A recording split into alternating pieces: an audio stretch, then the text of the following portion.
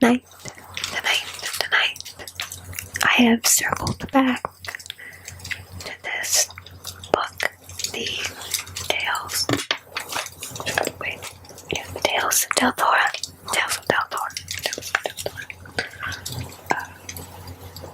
I'm tired tonight. I woke up early this morning and I'm not a morning person, and when I got back home from the errand I had to run, I took a nap. And so my sleep schedule was kind of out of whack, but my body still wants more sleep. Even though I got a whole nap today. It's ridiculous. Oh, I'm sorry. It's ridiculous. But, anyways, today I'm going to be reading 2 short stories from this book. The first one is called The 4 Sisters. And before I start, I'm going to light a candle. It smells really good. And not light the book on fire.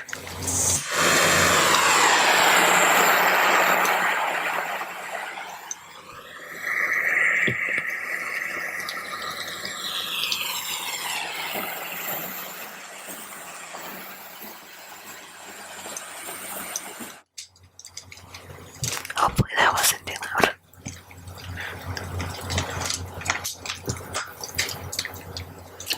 Alright.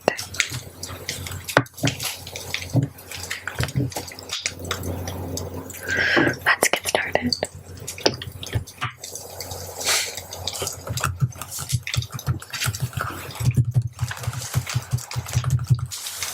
The 4 Sisters. A Denna birdsong tale.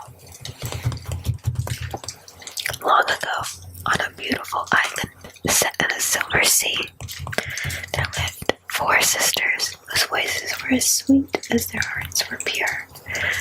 Their names were Flora, Fawn, Viva, Aqua, and Deborah.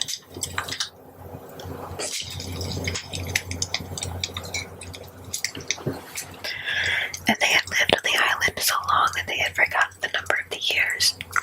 The sisters loved to sing together, and their voices flowed over the island like soft, warm breezes by night and by day. Now and then a ship passed by, but to most of the sailors the sisters' song was like whispering leaves, lapping water, drifting sand, and the soft, secret rustling of small animals in the grass. The few who claimed to hear sweet voices were mocked by their fellows, but they knew what they had heard, and they never forgot it until their dying day. It so happened that a sorcerer came to that island, searching for a place to call his own. He heard the singing and hated it, as he hated all things good and beautiful. For although he was still young in his years, he was old in his wickedness. He seized the 4 sisters and imprisoned each on a separate corner of the island. But the sisters still sang to one another from afar, and their song continued to bathe the island in peace and beauty by night and by day.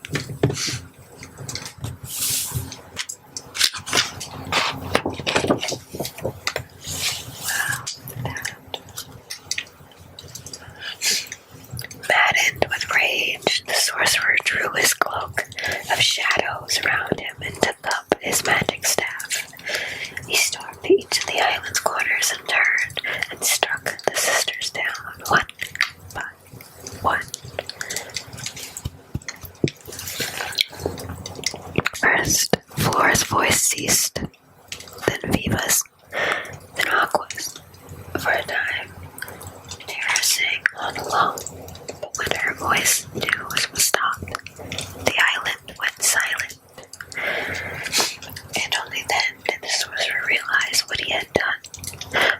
very center of the island, hidden deep within the earth, was a vile and hideous beast. Soothed by the singing of the four sisters, the beast had slept for centuries. Now it awoke in all its fury. It rose, roaring from its bed beneath the earth. It tore down the trees, crushed the small beasts, fouled the spring, and smashed the mountains. It cracked the very rock on which the island rested, and the island began to sink. In terror, the sorcerer leapt into the silver sea. He conjured up a boat with a gray sail marked with red, and sailed away into the east to find new lands to conquer. The waves closed over the island, and it has never been seen by human eye from that day to this. A few of the sailors who passed that way still claim to hear sweet voices singing beneath the water. They are mocked by their fellows, who hear only the sound of wind and waves, but the few know what they heard, and they never forget it until their dying day. This is a picture of the beast that awoken after the sorcerer killed the four sisters. And there's a quote underneath that says, "Now it awoke in all its fury." Wow. Yeah, look at it. I love the art in this. It's so cool. And the sorcerer is down here. Like, what did I just do? Okay, the next story.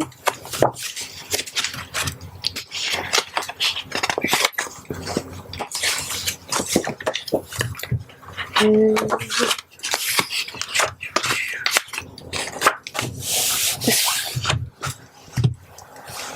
The Tale of the Piran Pipe. Piran Pipe.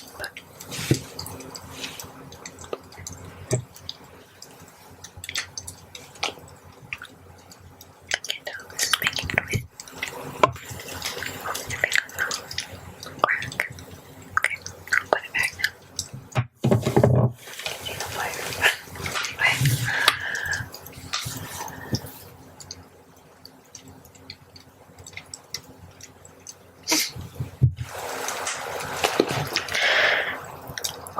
Long ago, beyond the mountains, there was a green land called Pira, where the breezes breathed magic.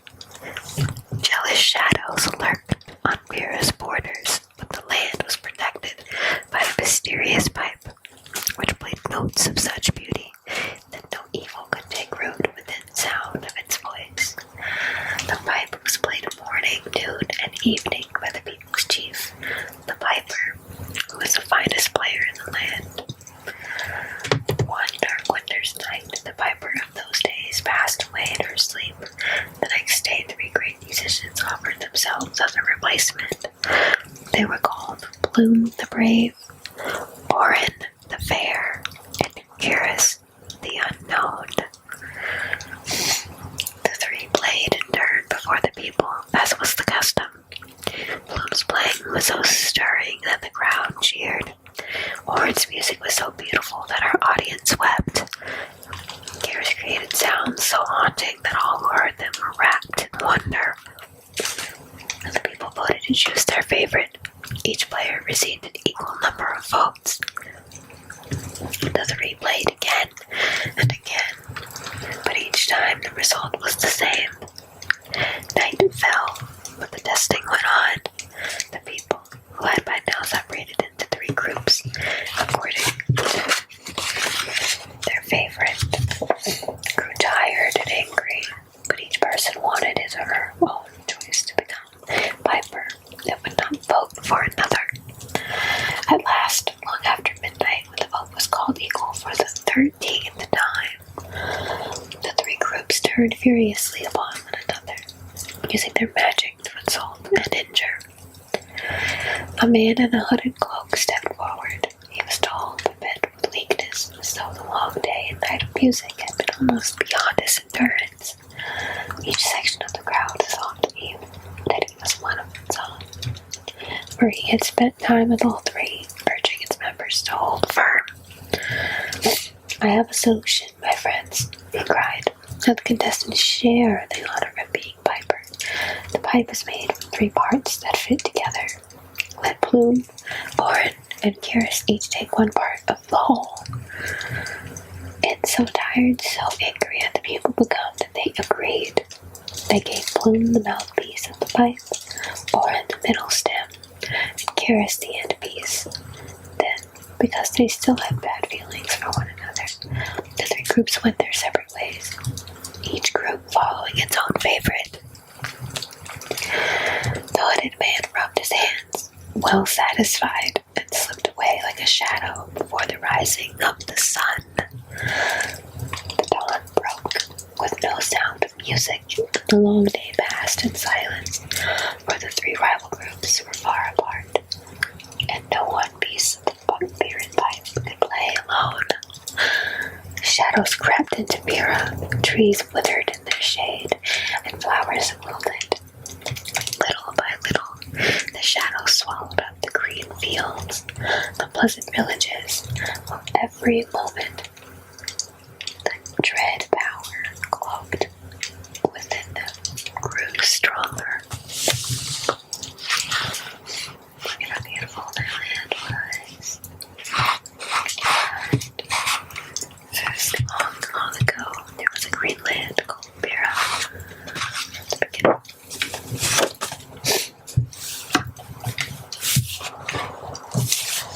That's familiar. Too late, the 3 groups realized their danger. Shadows now rolled dark between them. They could not reach one another to make the magic pipe whole, and at last, seeing that their land was lost, they were forced to use the last of their magic to escape and save themselves. So it was that the green land of Mira became the Shadowlands. Its